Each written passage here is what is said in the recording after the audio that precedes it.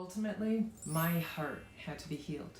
Today, Lib is going to share some ways that she, as a Cassandra, struggled with losing who she was and how that happens in a neurodiverse relationship.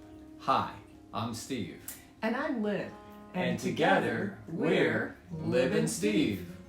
When we got married, I began to realize that there was always stress.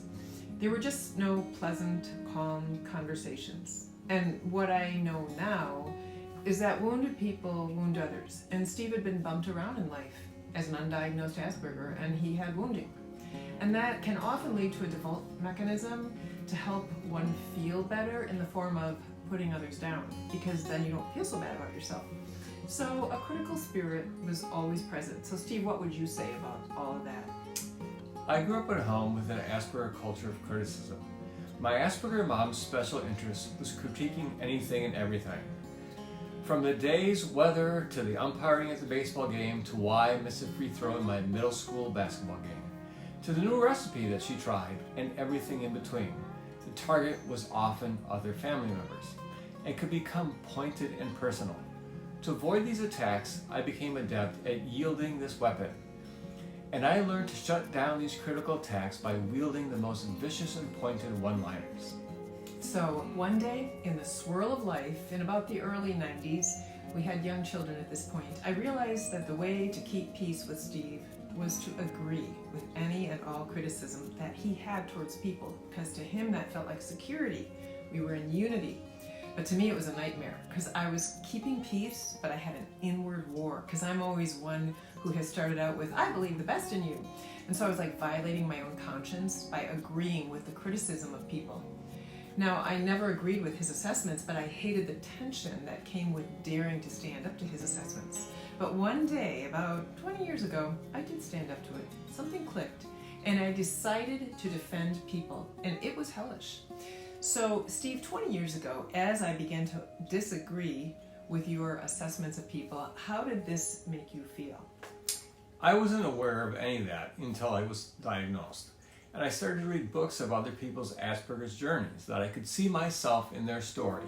And I began to process the neurotypical's reaction to their Asperger's partner. Obviously, this is all such a dilemma. Steve didn't know what Steve didn't know, nor could he see what was so obvious to me. But in the process of Steve being Steve, I chose to keep the peace. And in so doing, I was losing myself. Until I decided I could speak my own opinion. Now the children began to see the disunity because Steve's voice was more powerful and his logic and debate skills were so slick, the kids assumed I was wrong and Dad was right. So Lib, do you think you were able to confidently and respectfully disagree with me as an Asperger husband to maintain your own autonomy and gain your inner freedom, knowing it would incite anger? It was not until after your diagnosis and our therapy that I learned how to be strong in how I accomplished this. When I first started to stand up for my opinion, it was with a weak voice. So thus the conclusion the kids came to is that I was weak. It used to literally feel like someone had a vice grip on my throat. And to top it off, Steve has always had a real powerful personality. So can you share what you learned in therapy? Okay, so I learned that I had to have an immediate response in the moment to any ASPE resistance before a reset button could be hit. I learned to de-escalate my emotion, use my words to explain how it hurt me. Facial expressions, body language does not work. Sulking, a hint, they don't take. Quiet treatment, boundaries with no immediate explanation are completely confusing to them.